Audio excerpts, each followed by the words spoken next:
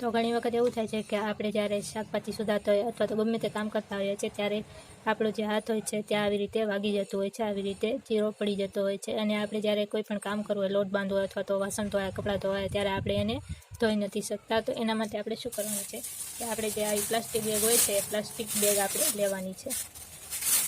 એ લીધા પછી આપણે જે આવું રબર હોય છે રબરને આની અંદર આવી રીતે પહેરાવી દેવાનું છે, આપણે હાથમાં પહેરી લેવાનું છે.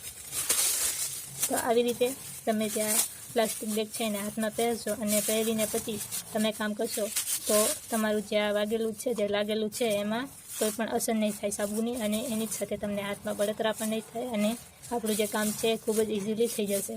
તો આ જે ટીપ છે એ પણ તમારા માટે ખૂબ યુઝફુલ છે. જે લોકોને આવું વાગ્યું એ અજમાવી શકે છે. તો આની પછીની ટીપ આપણે જોઈએ. તો આપણા જે નાના બાળકો હોય છે ને એને જ્યારે મચ્છર કરડે છે ત્યારે આવી રીતે જે નિશાન પડી જાય છે હાથમાં અને એ ખૂબ જ રડવા લાગે છે.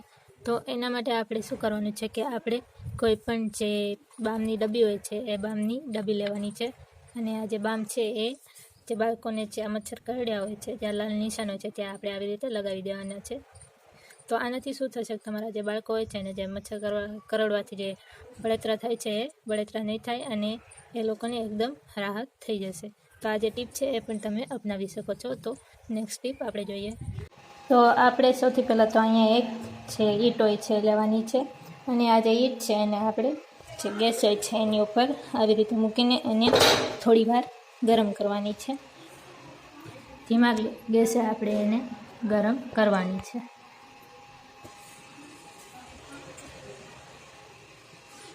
તો 5 કે 10 મિનિટ સુધી આપણે જે આ ઈંટ છે એને આવી રીતે ગેસ ઉપર મૂકી રાખવાની છે અને 5 કે 10 મિનિટની અંદર જે આ ઈંટ છે એ ગરમ થઈ જશે.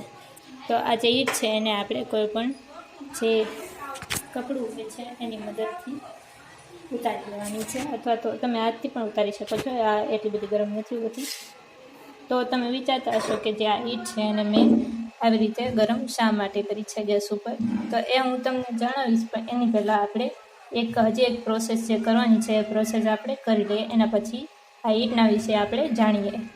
તો આપણે જે ઈંટ ગરમ કરી હતી ને એના પછીની પ્રોસેસમાં આપણે કોઈ પણ કપડું લેવાનું છે અને આ જે કપડું છે એની ઉપર આપણે સૌથી પહેલાં તો થોડાક ચોખા નાખવાના છે. આવી રીતે ચોખા નાખ્યા પછી આપણે એની અંદર થોડુંક મીઠું નાખવાનું છે અને મીઠું નાખ્યા પછી આપણે એની અંદર થોડા લવિંગ નાખવાના છે.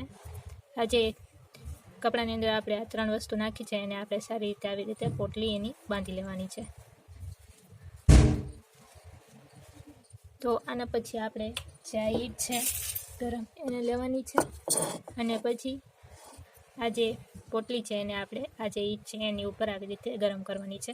તો આવું કરવાથી શું થશે કે જે લોકોને ઘૂંટણનો દુખાવો હોય, પગનો દુખાવો હોય એને આમાં ખૂબ જ રાહત મળશે. તો સૌથી પહેલાં આપણે જે આપણું ઘૂંટણ હોય છે ત્યાં કોઈ પણ તેલ લગાવવાનું છે. તમે જે તેલ હોય છે નાળિયેરનું એ પણ તમે લઈ શકો છો. તો સૌથી પહેલાં આપણે ત્યાં થોડુંક તેલ લગાવી દેવાનું છે અને એની પછી આપણે જે આ પોટલી છે એને આની ઉપર આવી રીતે ગરમ કરીને પછી અહીંયા શેક કરવાનો છે આનાથી. તો આ જે આઈડિયા છે જે ઘૂંટણના દુખાવાના જે લોકો હોય છે એના માટે ખૂબ જ ઉપયોગી છે.